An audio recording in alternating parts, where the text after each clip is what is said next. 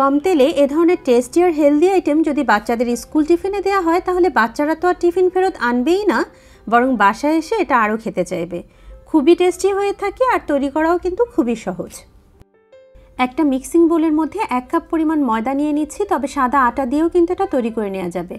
এখন এর মধ্যে স্বাদ অনুযায়ী লবণ, 1 চা চামচ পরিমাণ চিনি আর 1 চা চামচ পরিমাণ ইস্ট দিয়ে নিচ্ছি। এখন হাত দিয়ে সব কিছুকে একটু ভালো করে মিক্স করে নিতে হবে।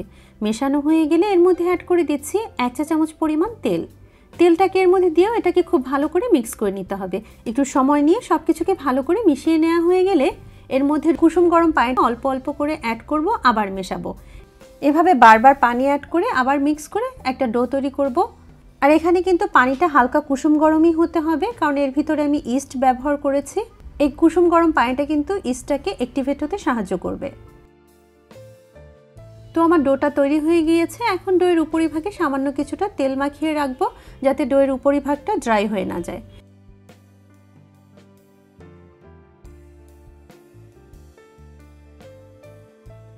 এখন এটাকে প্লাস্টিক র্যাপার দিয়ে ঢেকে গরম জায়গায় রেস্টে রাখবো 30 মিনিটের জন্য। এরই ফাঁকে আমি ভিতরে ফিলিংটা তৈরি করে নিচ্ছি।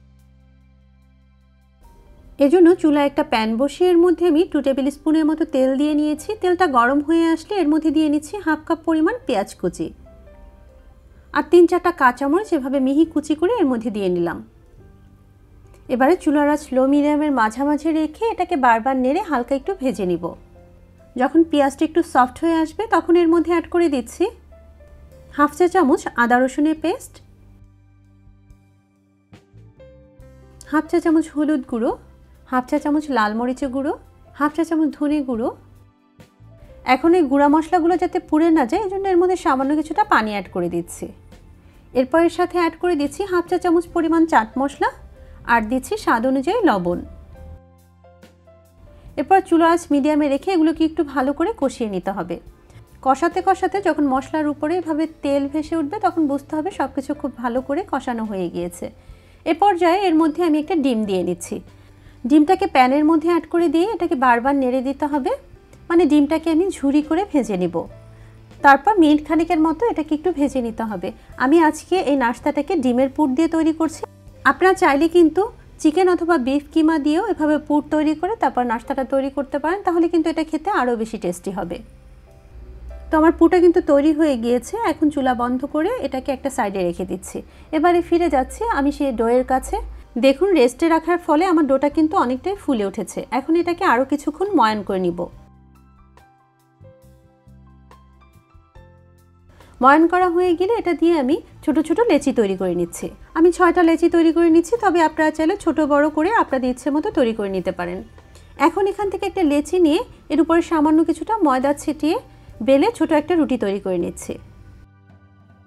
তো রুটি তৈরি হয়ে গেলে রুটির ঠিক মাঝ বরাবর আমি সেই আগে তৈরি করে রাখা ডিমের পুরটাকে দিয়ে নিচ্ছি। তারপর রুটিটাকে এভাবে ভাঁজ করে দিয়ে মুখটাকে খুব ভালো করে সিল করে দিতে হবে। আমি আরও একটা নাস্তা আপনাদের তৈরি করে দেখাচ্ছি। একইভাবে সবগুলো নাস্তা আমি তৈরি করে নিয়ে এটাকে ভাজতে যাব। এই নাস্তা ভাজার জন্য কিন্তু কোনো তেলের প্রয়োজন নেই, জাস্ট চুলায় একটা ননস্টিকের প্যান বসিয়ে প্যানটাকে আমি গরম করে নিয়েছি। তারপর এর মধ্যে একে একে 3টা নাস্তা আমি দিয়ে নিচ্ছি। একটু ফাঁকা ফাঁকা করে দিতে হবে, কারণ নাস্তাগুলো কিন্তু চুলার হিট পেয়ে একটু ফুলে উঠবে। আর এ পর্যায়ে কিন্তু চুলার আঁচ একদম লোতে থাকবে। তো চুলার আঁচ একদম লোতে রেখে প্রায় 5 মিনিটের মতো এটা আমি একটা সাইড কুক করে নিয়েছি। তারপর ঢাকনা তুলে এটাকে আবার উল্টিয়ে দিচ্ছি। উল্টিয়ে দিয়ে এটাকে আরও প্রায় 2 থেকে 3 মিনিটের মতো কুক করে নিব। এই নাস্তাটা কম তেলে কম ঝামেলায় তৈরি করলেও খেতে কিন্তু অসম্ভব মজার হয়ে থাকে। আপনারা বাসায় তৈরি করলে বুঝতে পারবেন। তো একইভাবে আমি বাকি নাস্তাগুলোও তৈরি করে নিলাম। একটা নাস্তা আমি আপনাদেরকে একটু ভেঙে দেখাচ্ছি। অসম্ভব মজার হয়ে থাকে এই নাস্তাটা। বাসায় তৈরি করলে বাচ্চারা তো কাড়াকাড়ি করে খেয়ে ফেলবে, বড়রাও অনেক বেশি পছন্দ করবে। তো ভিউয়ার্স, আজকে এ পর্যন্তই। আমার আজকের রেসিপিটা কেমন লেগেছে কমেন্টস করে কিন্তু জানাবেন। সবাই ভালো থাকবেন। আল্লাহ হাফেজ। আসসালামু আলাইকুম।